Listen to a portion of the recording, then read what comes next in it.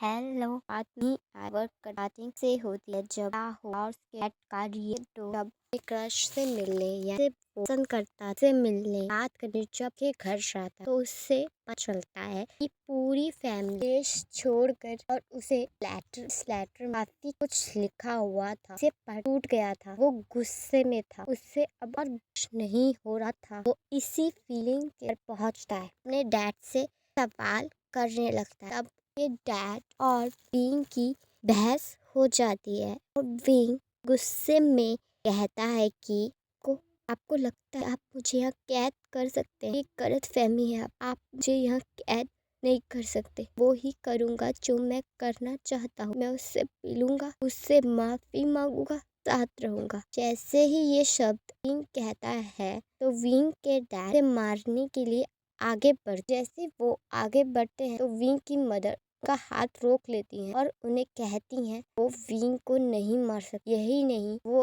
Wing के dad और अपने पास्ट के बारे में काफी कुछ बोलती हैं, जिससे विंग के डैड आगे कुछ नहीं बोल पाते। विंग की मदर विंग को लेके अपने पापा के घर जा ही रही होती है कि रास्ते में विंग की मदर और विंग का एक्सीडेंट हो जाता है। विंग को जब होश आता है तो 3 दिन बीत गए थे और उसे ये पता चलता है कि विंग की मदर मर चुकी हैं और वो ही जिंदा है, जिससे विंग टूट जाता है। पर उसके नानी और नानू उसे काफ़ी ज़्यादा संभालते हैं। पर जब वो उसे घर लेकर जाते हैं तो उसके डैड विंग को काफ़ी कुछ भला बुरा बोलने लगते हैं, जिससे विंग के दादाजी विंग को डिफेंड करते हुए कहते हैं कि वो विंग से इस तरह बात नहीं कर सकता और वो विंग के डैड को काफ़ी कुछ बोलते हैं, जिससे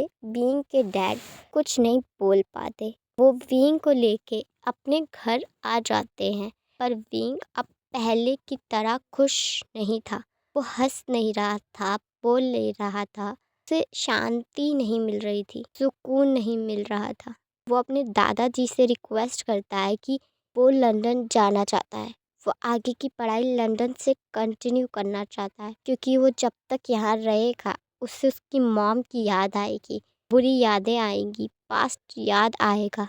इसलिए वो यहाँ से जाना चाहता है। तब विंग के दादाजी उसके कहने पर उसे लंदन भेज देते हैं। लंदन जाने के बाद विंग काफ़ी ज़्यादा वहाँ एडजस्ट होने की कोशिश कर रहा था, क्योंकि लंदन का माहौल डिफरेंट था।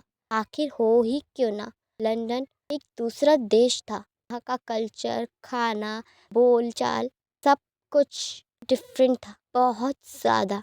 और विंग दोस्ती करना चाहता था, इसलिए विंग सब चीज़ समझने की कोशिश कर रहा था, खुद को बिजी रखने की कोशिश कर रहा था, क्योंकि उसे पता था अगर वो खाली रहा वो पास्ट की बुरी यादों के बारे में सोचेगा, डिप्रेशन में जाएगा, गलत सोचेगा, गलत ख्याल आएंगे। इसलिए वो खुद को बिजी रखना चाहता था, बहुत ज़्यादा बिजी। इसलिए वो घूमता, पार्टीज करता, पढ़ाई करता या कुछ भी, पर वो खुद को बिजी रखता। वो 1 मिनट के लिए भी खुद को फ्री नहीं होने देता। वो खुद को इतना थका लेता, वो घर आते ही सो जाता। विंग के दिन लंदन में ऐसे ही कट रहे थे, तभी उसे अपने डैड के हार्ट अटैक की खबर मिलती है और वो उनसे मिलने तो अपने डैड से मिलने पहली फ्लाइट लेकर वापिस चाइना आ जाता है। वो सब भूल जाता है। उसे अपने डैड की परवाह हो रही थी, चिंता हो रही थी। पर जब वो चाइना वापस आया तो उसे शॉकिंग न्यूज़ भी मिली। ये डैड शादी कर चुके हैं, जो कि उसके लिए काफ़ी बड़ी बात थी, बहुत ज़्यादा बड़ी।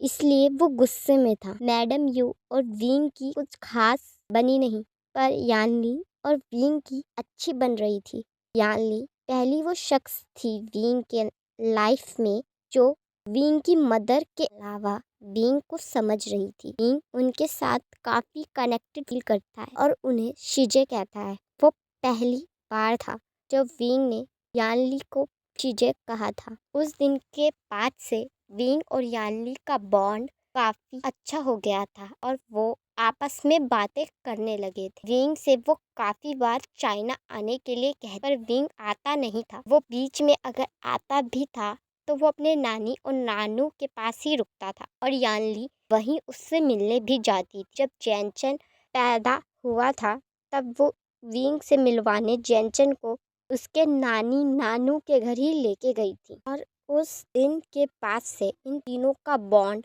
काफी ज्यादा अच्छा हो गया था। उन तीनों की काफी अच्छी बन रही थी। यहाँ से सीन शिफ्ट होता है और प्रेजेंट का दिखाया जाता है। यह विंग रोते हुए ये सब बात लैंजन को बता रहा था। वो रो रहा था, उसका मुंह नीचे था, इसलिए उसने दाएं बाएं देखा ही नहीं था। पर जब उसने अपनी निगाहों को उठाकर देखा तो उसके साथ बैठा शख्स ही रो रहा था, जो कि मशहूर था कि उससे दर्द नहीं होता, उसे तकलीफ नहीं होती, पर उसे दर्द हो रहा था, तकलीफ हो रही थी, पर खुद की वजह से नहीं, किसी और की वजह से, किसी और की बातें सुनने से तकलीफ हो रही थी, बहुत ज्यादा तकलीफ हो रही थी। विंग अपने हाथों को लैंजन के गालों पर लेकर जाता है और आंसुओं को नरमी से पोंछते हुए कहता है, क्यों रो रहे? तब लैंजन विंग से कहता है, मुझे तुम्हारे साथ पास होना चाहिए था, तुम्हारी लाइफ इतनी लेट नहीं।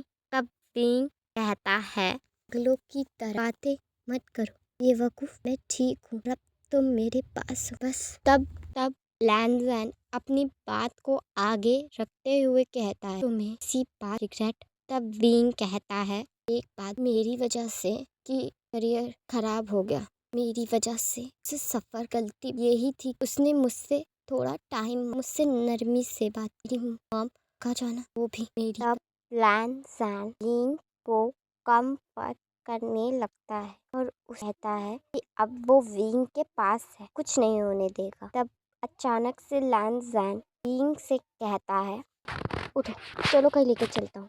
तब विंग कहता है, अब कहाँ जाना है? तब लैंजन कहता है, तुम उठो ना। ये कह के लैंजन विंग का हाथ पकड़ता है और घर से ले जाने लगता है। वो उसे कार में बिठाता है और कार ड्राइव करने लगता है। रास्ते में कहता है कि जहाँ कर रहे हैं हम, मैं देर से पूछ रहा हूँ, बोल भी। लैंजन कहता है, सरप्राइज को सरप्राइज रहने दो। यहाँ से सीन शिफ्ट होता है और दिखाया जाता है कि लैंजन विंग को एक जगह लाया था जहाँ से पूरा शहर अच्छे से दिख रहा था। वो लेक के पास था और एक लैंप जला हुआ था, जिससे विंग कहता है, तुम मुझे ड्राइव करके दूर, मतलब नज़ारा अच्छा है, पर सच में ये यहाँ नज़ारा दिखाने लाए हो? तब लैंस का हाथ पकड़ और कहता है, नज़ारा एंजॉय कर आया हूँ। ये कह के वो विंग के साथ डांस करने लगा। विंग कहता है, पागल हो गए हो लैंस, पागल हो क्या? अगर हमें किसी देखा ना, वो हमें पागल समझेगा। ये कहते हुए लैंजन साथ डांस करने लगता है। लैंजन यादों के बारे में याद देना चाहता था, उसे कहना चाहता था वो उस साथ है और हमेशा रहेगा।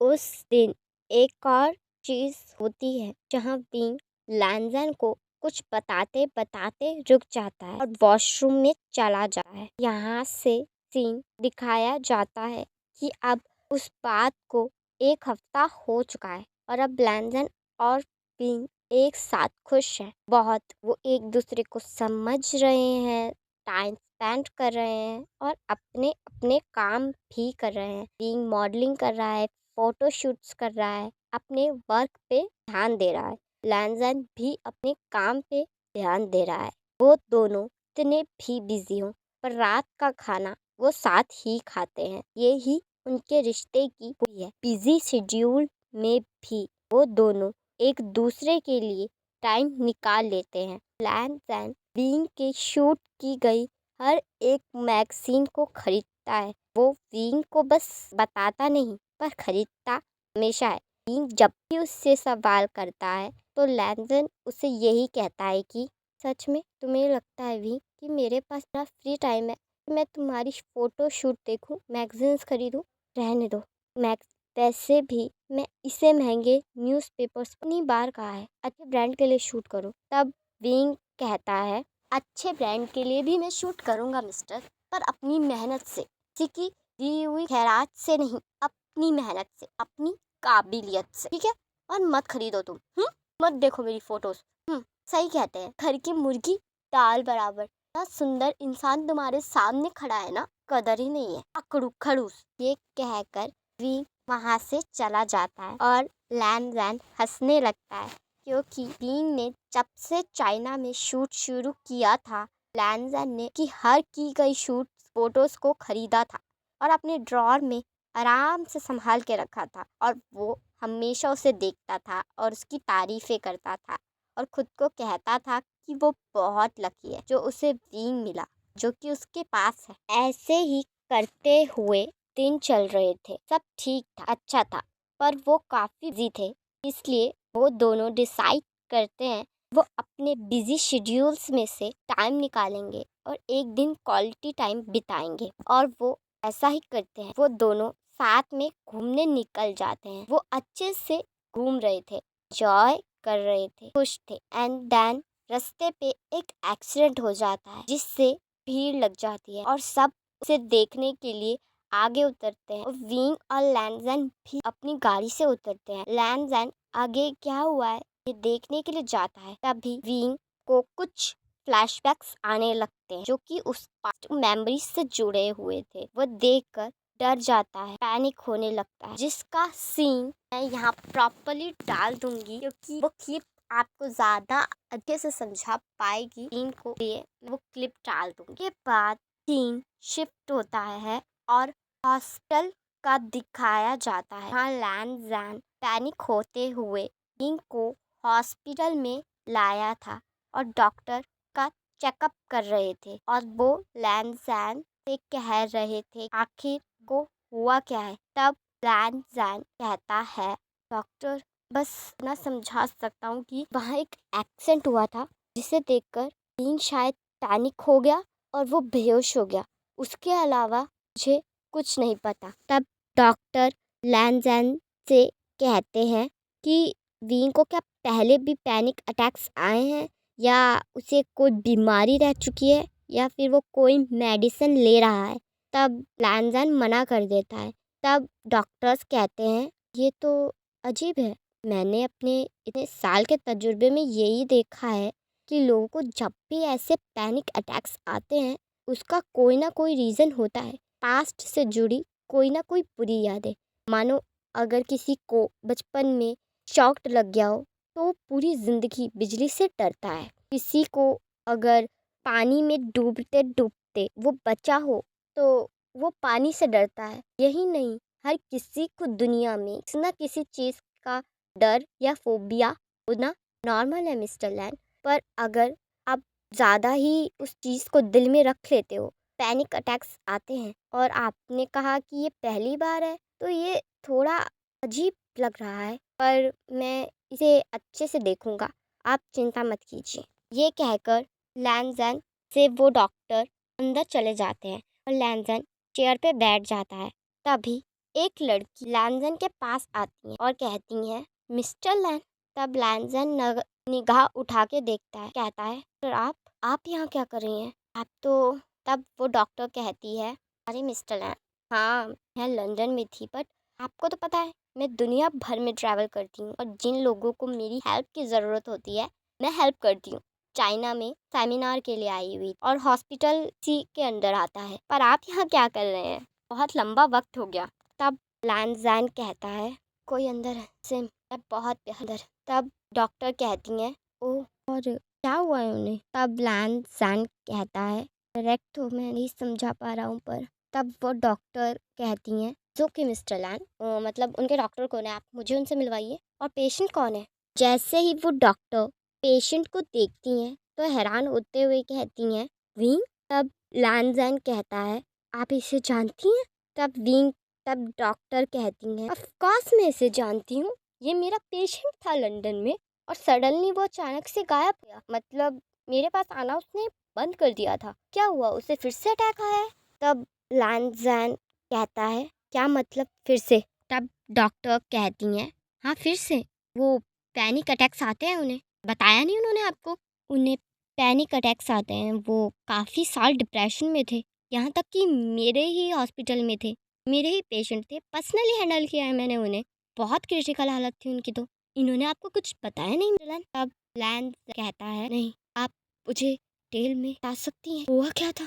तब डॉक्टर कहती हैं, देखिए वैसे तो ये डायर्स नहीं है, पर आप से प्यार करते हैं और मैं विंग की सेफ्टी चाहती हूँ। ठीक है, मैं बता देती हूँ, पर प्लीज़ हर बात का ध्यान रखिएगा, मेरी बात पे गौर फरमाइएगा। चलिए गाइस, मैं इस पार्ट को यहीं एंड करती हूँ। आपको ये पार्ट कैसा लगा मुझे कमेंट में ज़रूर बताइएगा। वीडियो को लाइक कर दीजिएगा, कमेंट करके बताइएगा। पहली बार आए हैं तो सब्सक्राइब कर दीजिएगा। और इस बार मैंने पूरा धीरे बोलने की कोशिश की है, तो आई होप आपको समझ में आया होगा।